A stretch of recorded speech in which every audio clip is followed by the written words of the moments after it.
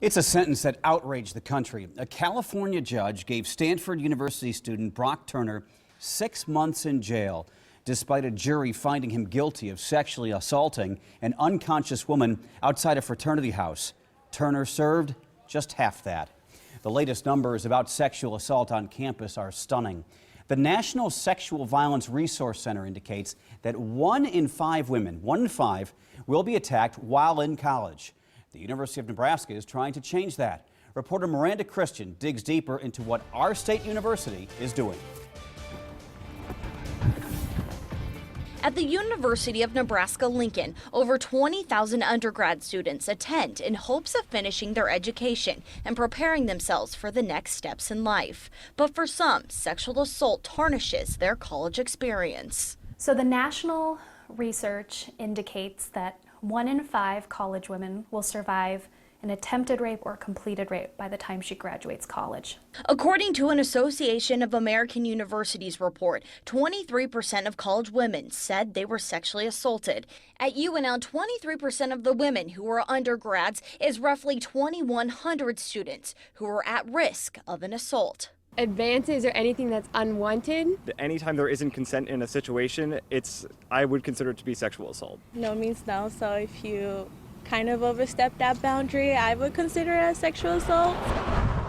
While sexual assault may be defined in different ways, Voices of Hope Crisis Line, how can I help you? UNL Voices of Hope campus advocate Morgan B. says a discussion about sexual violence needs to happen. I see this role being absolutely vital for students, faculty, and staff, for them to have an advocate who's there in a confidential way to be able to respond to them and support them and really be in their corner. Morgan says the group has seen reporting numbers go up at UNL in recent years. In the last 5 years, campus police handled nearly 70 reported cases of sexual assault. 6 rapes were reported in 2014 and 2015. 12 were reported last year, and so far this year, 4 rapes have been reported to UNL police. Of all those reports, Christopher Peterson was the only one arrested and charged with first-degree sexual assault for an incident in a dorm in September 2015. A jury found him not guilty earlier this year.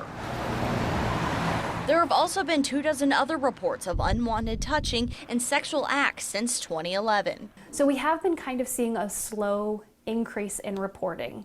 And this sounds kind of funny to say this, but I interpret that as a good thing, because we know that it's happening. We know that this is an issue that we're facing on our campus and in our community. Morgan says the notion that it doesn't happen here isn't true. Even when we compare official police reports to how many survivors are utilizing advocacy services, it's a stark difference. She also says they have seen a correlation between alcohol and sexual assault, and 75% of the time the victim knows the person who assaulted them. I feel like we should live in a world where we don't have to tell women, stick with your friends, don't drink too much, don't wear this. Morgan hopes she can promote the discussion about campus sexual assault and change the perception of victims who report it. I think there needs to be a lot more open discussions about sexual assault on campus and real work to figure out ways to fix this problem that we're having as a country. Hopefully, we're making this process safe for survivors to come forward and tell. Voices of Hope has a 24-hour hotline that helps people stay anonymous, and they stress the importance of confidentiality and protecting whoever comes to them. In the News Center, I'm Miranda Christian, KMTV Action 3 News.